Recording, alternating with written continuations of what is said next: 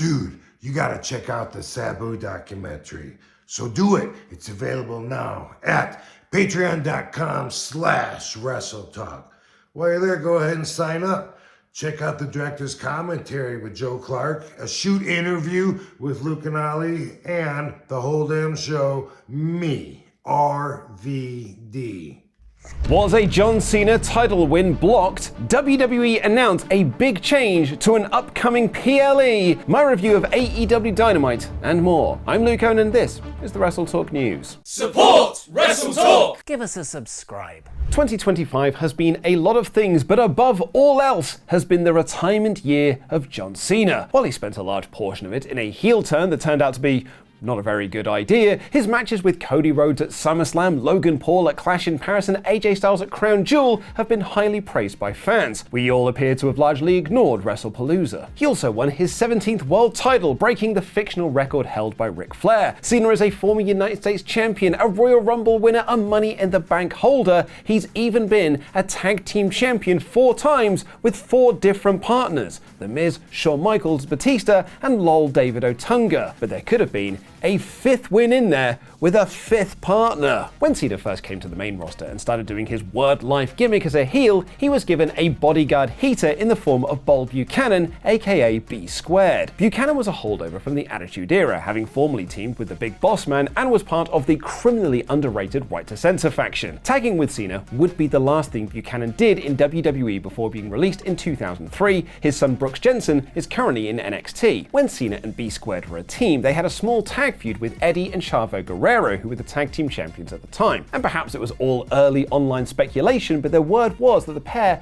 were set to win the tag team titles. However, the story goes is that Eddie Guerrero nixed those plans because he didn't want to put Buchanan over. This was back in a time when wrestlers were far more protective about wins and losses and who they put over. Wrestling used to be very different. And speaking about those rumors on 99.9 Punk World Radio FM's Elite Wrestle Talk, Buchanan said, "I heard there was some talk of maybe putting the tag belts on us, but it was because we were working a program with Chavo and Eddie. So if you're working a program with somebody, there's always speculation." When asked if the rumor about Eddie Guerrero nixing the plan was true, Buchanan said that it probably wasn't. "Eddie never had crosswords or anything like that. We were always pretty cool, so somebody might know more than I do, but as far as I know, no." Well, there you go, that one's all wrapped up. Hey, wait a second. What was the name of that radio show again? Where's my lawyer? Cena is hanging up his boots at the end of the year, which means he won't be part of next year's Money in the Bank ladder match, which has now had an official change. The show had already had one change, as it was moved from its usual June-July timeframe to August, and now it's been pushed back 1 week to September 6th. The Rumble in February, Mania late in April, Money in the Bank in September. When will the madness end? It's also moved locations within New Orleans to the Smoothie King Center, which is a daft name for a sports venue. What's interesting about the move is less the location and more the date,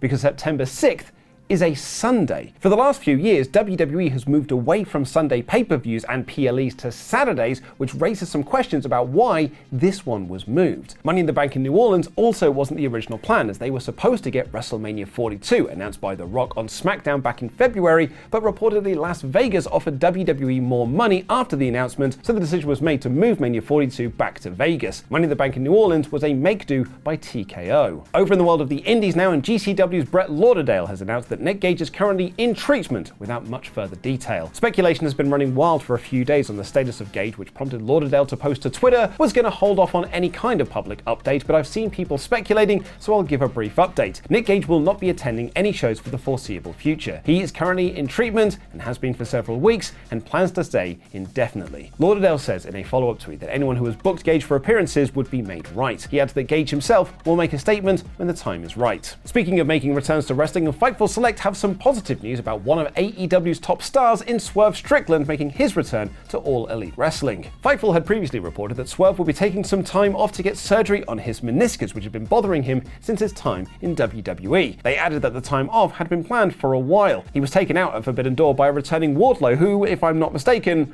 hasn't been on TV since. Sean Ross Sapp on Fightful Select is now reporting the optimistic hope was that Swerve Strickland could be ready for a winter return to AEW action. This, of course, is barring any setbacks, and by winter, SRS means this likely will be December, which would keep Swerve out of this year's C2. But it's Thursday, you know what that means. It's time for my review of AEW Dynamite, an episode that was promoting AEW's crossover with DC, which meant this episode was a lot like having a conversation with Ollie Davis. What did you think of this wrestling match? It reminded me of Jeff Johns' run on Green Lantern in the mid-2000s. Let me also talk to you about Grant Morrison. The show opened with Hangman Page cutting a promo from WrestleDream where he called out Samoa Joe and said he's going to ruin his effing life, though that life ruining did not include the Trios Championship defense against the Hurt Syndicate as the Ops retained the titles in a fun match. I said in my WrestleDream review that I wasn't sure if this Joe heel turn would land because the Ops are too darn cool and fans just want to cheer Samoa Joe. Ollie did make a great point on the WrestleTalk podcast though, that perhaps because it was done to Page, who is beloved by AEW fans,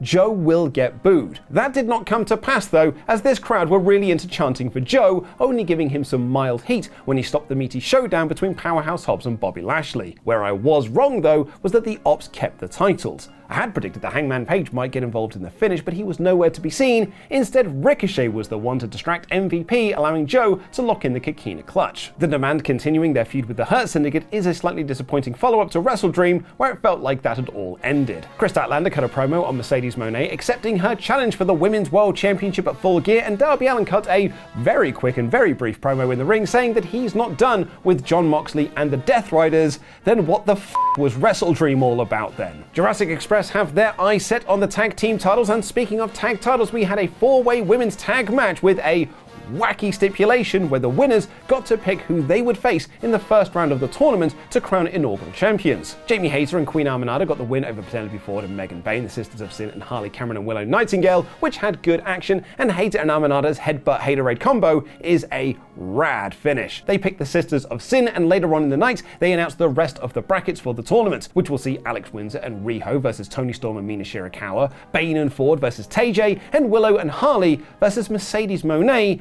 and Athena. That final partnership there came from a title celebration for Mercedes Moné, where she was made fun of by Harley Cameron and the Monet puppet, and Statlander dropped her into a load of cake. This is some sports entertainment I cannot get on board with. It's 2025 and we're still doing cake spots. Later in the show, Athena spoke to Mercedes Moné and they formed a team together. The Bucks convinced Tony Khan to get them another match for money, and he's partnering them with FTR on Collision against Jurassic Express and Jet Speed, and unlike that cake spot, that sounds tasty to me. Jon Moxley cut this really bizarre promo about his loss to Darby Allin, and then had a brilliant match with Kyle O'Reilly that featured lots of ground-based wrestling and a great kick-based comeback by Kyle O'Reilly. They traded submissions, but it was clear that while the underdog, Kyle, had the upper hand over a rattled Moxley, the loss to Darby was clearly playing on his mind. There was this great spot where Kyle quite easily got to the ropes off the Bulldog choke, and Danielson on commentary pointed out that Moxley would never usually let that sort of thing happen because he'd have much better ring positioning. In the end, Kyle got another ankle lock, and it looked like Moxley was going to tap for the second time in a few days, but he instead chose the coward's way out and decked the referee.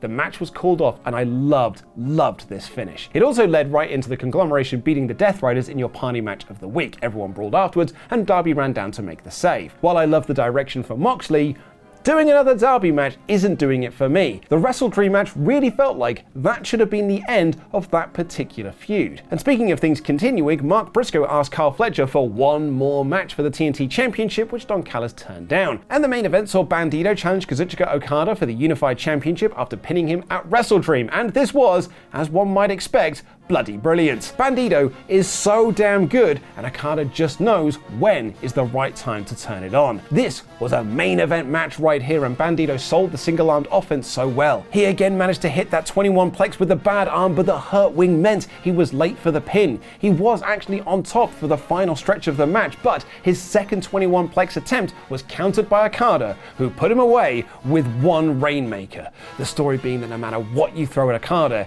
it only takes that singular Rainmaker to end things. The rest of the Don Callis family ran down, minus Andrade obviously and Wardlow oddly, and there are still tensions between Okada and Konosuke Takeshita. It's a fairly mixed bag episode of Dynamite overall. While the in-ring action was superb, the continuation of some of the feuds leaves a lot to be desired, and I really did not vibe with that cake spot. This is lesser than last week's episode. But what about business? Well, Ollie Davis posted a brilliant video yesterday about WWE's ticket price rises and the enshittification of the company as a whole. Check it out by clicking the video on screen.